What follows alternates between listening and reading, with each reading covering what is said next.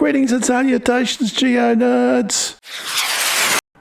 So what's this longest fence in the world, over 5,000 k's, got to do with this big thing coming in 120 million years ago and smashing into Queensland, and these things pumping out liquid gold? Hang around, we'll find out together.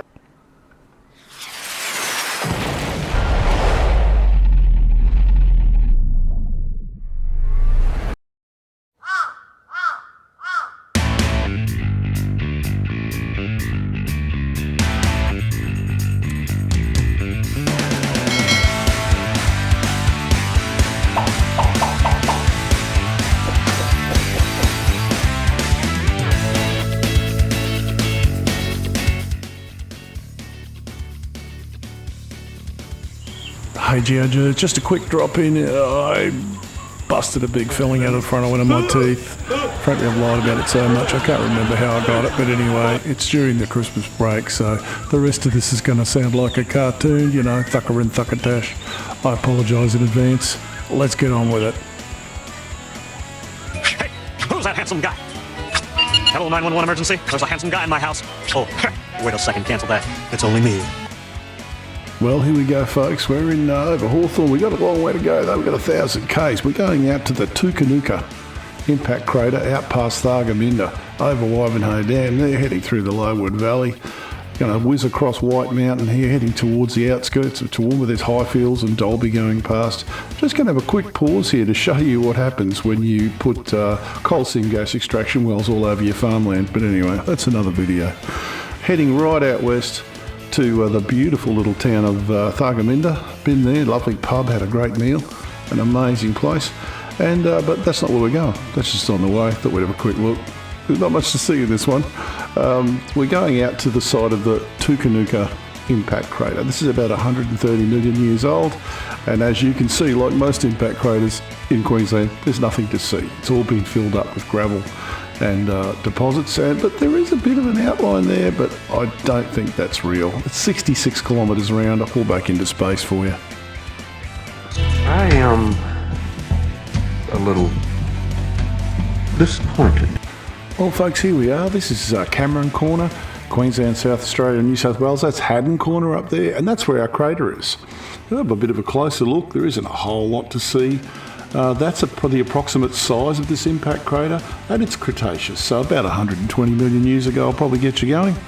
And let's have a look. In the Cretaceous Earth looked a little different. So here's Australia, and as you can see, our crater was in a shallow sea, and shallow seas develop petroleum and gas products, which is precisely what's happened here.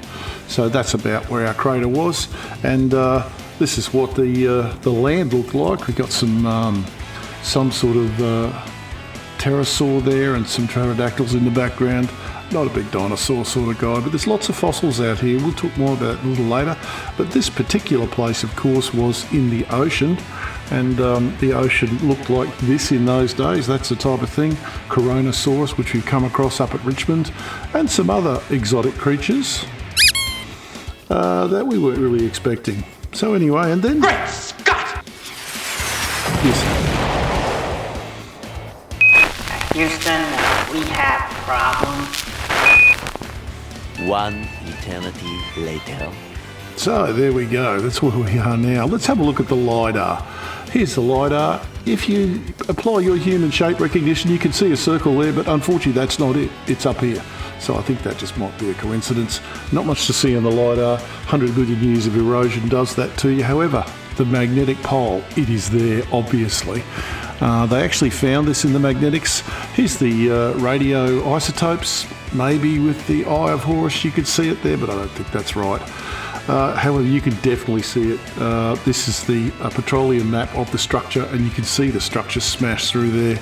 Let's have a quick look at the basin structure here. So we're talking about the Eromanga Basin. Is just the Cooper Basin runs straight through it here, and these are all petroleum bases, or hydrocarbon bases, the Galilee Basin, and there's our little hole. So she's made a bit of damage there. So they actually did some drilling because they were looking for oil, of course, and when they did, they discovered the shock quartz, the thing that tells us that this is definitely an impact crater. And there it is in there. It's actually affected the boundary of the basins, but we drew those boundaries anyway. This is full of petroleum. The black dots petroleum, the white ones are gas wells. There's petroleum and gas all around this thing. Just look at this. These are the petroleum and gas wells in Australia. I know this is a bit of a shock. Lots of it. And in this area, there's quite a lot of it. And it's dominated by one particular company. And when I explain to you who it is and how they got their name, you'll understand. So, of course, it's Santos and the South Australian and Northern Territory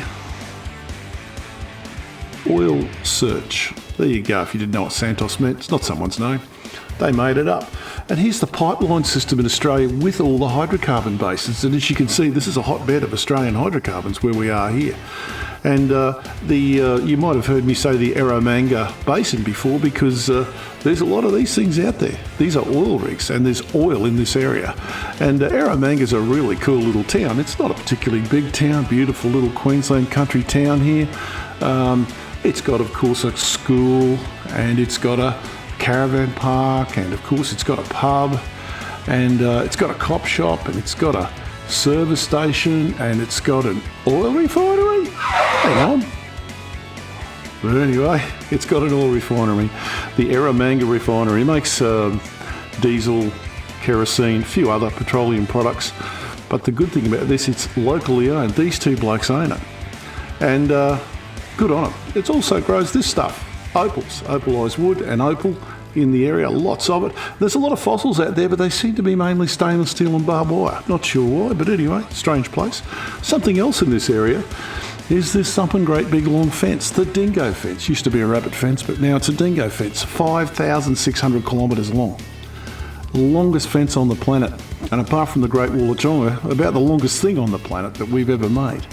And as you can see, it's fairly spectacular. And you'll see this thing from space if you know where to look. So what we're going to do is we'll have a look at the creatures this was designed to actually keep on the wrong side, because these things like eating sheep. They don't just like eating them, they like killing them. These are intelligent animals, and they don't just eat them, they do just kill them. And they will kill hundreds of sheep. They are just, unfortunately, we can argue whether they should or shouldn't, but they do. They kill lots of sheep. This is the fence. Goes from way down in South Australia right up into Queensland, and the Queensland section of it runs right through our crater site, which is why we're talking about it. So yeah, it's a big fence maintained. They've just started to inject millions into it to fix it up, because it just keeps burying itself. It's the way Australia is. So here's the Queensland section. And, Quilpie, Charleville, way up there. Not sure why they chose this area. Something to do with sheep, I would think. And there's our crater right there. And here it is crossing the road, about 500 metres up from where the crater's supposed to be. So there you go. That's the Tookoonooka crater. Hope you enjoyed it. I thought it was interesting. Anyway, keep rocking. T-Rock's out.